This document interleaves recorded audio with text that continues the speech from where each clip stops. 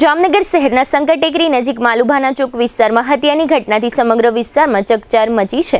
ગઈકાલે રવિવારે 23 ઓગસ્ટની સાંજે ચંદ્રસિંહ ઉર્ફે ચંદો મુળુજી રાઠોડ નામના 60 વર્ષના વૃદ્ધ પર તીક્ષ્ણ હથિયાર વડે જીવલેણ હુમલો કરવામાં આવ્યો હતો। આ હુમલામાં વૃદ્ધને છાતીના ભાગે ગંભીર ઈજા થતાં તેમનું પોતાના ઘરમાં જ ઘટના સ્થળે મોત નીપજ્યું હતું। આ બનાવ રવિવારે સાંજે અંદાજે 7:30 વાગ્યાના સુમારે બન્યો હોવાનું સામે આવ્યું છે।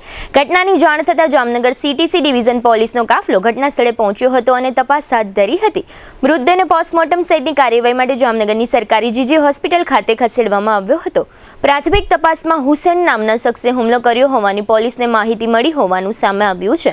જો કે હત્યા પાછળનું ચોક્કસ કારણ હજુ બહાર આવ્યું નથી। આરોપી ફરાર હોવાથી સીટીસી ડિવિઝન પોલીસે હત્યાનો ગુનો નોંધી આરોપીની શોધખોળ શરૂ કરી છે। હત્યાના કારણ અને આરોપીની ધરપકડ બાદ જ સમગ્ર ઘટનાનું સાચું રહસ્ય બહાર આવશે। હાલ પોલીસે વધુ તપાસ હાથ ધરી છે। હત્યાના બનાવ અંગે સિટી ડીવાયએસપી જયવીરસિંહ ઝાલાએ આપેલી વિગતો પ્રસ્તુત છે।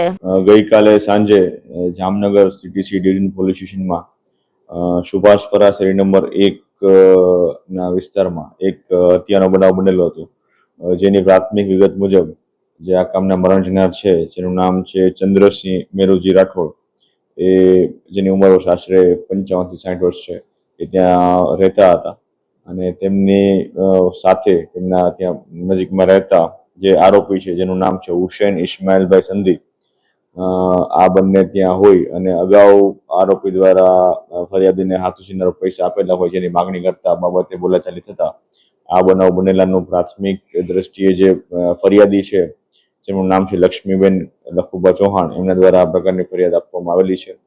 જે આરોપી છે હુસેન ઇસ્માઇલ, એને હાલ હસ્તગત કરી સીટીસી ડિવિઝન પોલીસ સ્ટેશન ખાતે એની વિશેષ પૂછપરછ ચાલુ છે અને આગળની કાર્યવાહી માટે નામદાર કોર્ટમાં રજૂ કરીને પોલીસને રિમાન્ડ માંગવામાં આવશે।